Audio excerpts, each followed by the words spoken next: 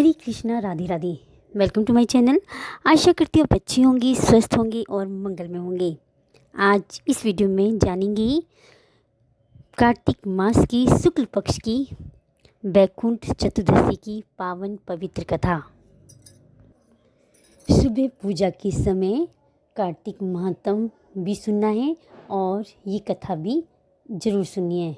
विशेष फल की प्राप्ति होती है। आज वैकुंठ चतुर्दशी को किसी पवित्र नदी के सामने 14 दिए जलाए जाते हैं और इसका फल कलयुग के मनुष्यों को बहुत ज़्यादा ज़रूरी है। इस दिन भगवान विष्णु और भोले शंकर जी की पूजा करने से उनके मंत्रों का जाप करने से आपको शक्ति और लक्ष्मी दोनों की प्राप्ति होती है। गरीबी का मुख नहीं देखना पड़ता और आपकी जो सांसारिक मनोकामनाएं वो पूर्ण हो जाती हैं। देवशयनी एकादशी से लेकर देव उठनी एकादशी तक भगवान विष्णु क्षीर सागर में पाताल लोक में राजा बलि के यहाँ विश्राम करने जाते हैं। इन दिनों में कोई भी शुभ काम नहीं किया जाता और सृष्टि का सारा भार भोले शंकर जी के ऊपर होता है। देव उठनी एकादशी की वैकुंठ चतुर्दशी को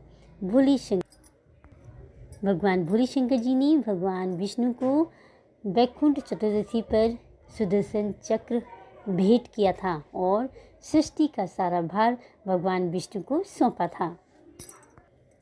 वैकुंठ चतुर्दशी को हरि और हर का मिलन भी कहते हैं। इस दिन भगवान विष्णु को बेलपत्र चढ़ाई जाती है और भोले शंकर जी को तुलसी चढ़ाई जाती है। वैकुंठ चतुर्दशी को जितनी पूजा की जाए उतनी कम है, क्योंकि आपको जितना आप पूजा पाठ नियम जाप करोगे 1000 करोड़ गुना आपको फल मिलेगा। इसलिए चूकना मत, कुछ न कुछ नियम जरूर लेना और पूजा पाठ जाप जरूर करना। आइए सुनते हैं वैकुंठ चतुर्दशी की पावन पवित्र कथा। बहुत ही सुंदर है, बड़ी मन भाव से सुनिएगा।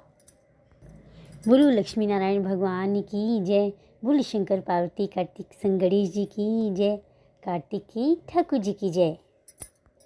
जय गणेश गिरिजा सुमन मंगल मूल सुजान, कहते अयोध्या दास तुम देव में वरदान। बोलो गणेश जी महाराज जी की जय, अपने अपने गुरु महाराज जी की जय। आइए कथा सुनते हैं।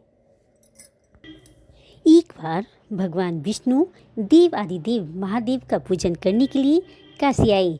वहाँ मणिका घाट पर स्नान करके उन्होंने 1000 स्वर्ण कमल पुष्पों से भगवान विश्वनाथ के पूजन का संकल्प लिया। अभिषेक के बाद जब वे पूजन करने लगे तो शिव जी ने उनकी भक्ति की परीक्षा के उद्देश्य से एक कमल पुष्प कम कर दिया। भगवान श्री हरि को पूजन की पूर्ति के लिए 1000 कमल पुष्प चढ़ाने थे। एक पुष्प की कमी देखकर उन्होंने सोचा, मेरी आंखें भी तो कमल नयन के समान हैं, मुझे कमल नयन और पुंडरीकाक्ष कहा जाता है। यह विचार कर भगवान विष्णु अपनी कमल समान आंख चढ़ाने को प्रस्तुत हुए।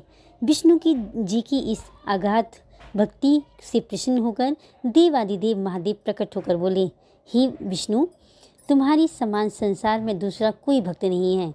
आज की यह कार्तिक शुक्ल चतुर्दशी अब वैकुंठ चतुर्दशी कहलाएगी और इस दिन व्रत पूर्वक जो पहले आपका पूजन करेगा उसे वैकुंठ लोक की प्राप्ति होगी। भगवान शिव इसी वैकुंठ चतुर्दशी को करोड़ों सूर्यों की क्रांति के समान वाला सुदर्शन चक्र भगवान विष्णु को प्रदान करते हैं।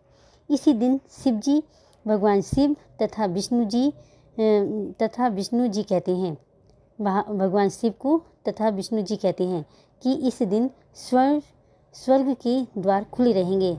मृत्यु लोक में रहने वाला कोई भी व्यक्ति इस व्रत को करता है तो वह अपना स्थान वैकुंठ धाम में सुनिश्चित करेगा।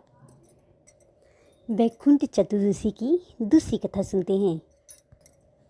एक बार की बात है, नारद जी पृथ्वी लोक से घूमकर वैकुंठ धाम पहुँचे। भगवान विष्णु ने आदर पूर्वक उन्हें बिठाया और प्रसन्न होकर कारण पूछा। नारद जी कहते हैं कि प्रभु, आपने अपना नाम कृपा निधान रखा है, इससे आपके जो प्रिय भक्त हैं वही तर पाते हैं। जो सामान्य नर नारी हैं वे वंचित रह जाते हैं। इसलिए आप मुझे कोई ऐसा सरल मार्ग बताइए जिससे सामान्य भक्त आपकी भक्ति कर मुक्ति पा सके। नारद जी की बातें सुनकर भगवान विष्णु जी बोले, नारद, मेरी बात ध्यानपूर्वक सुनो। नारद जी की बात सुनकर भगवान विष्णु बोले, हे नारद, मेरी बात ध्यानपूर्वक सुनो। कार्तिक शुक्ल चतुर्दशी को जो नर नारी व्रत का पान करेंगे और श्रद्धा भक्ति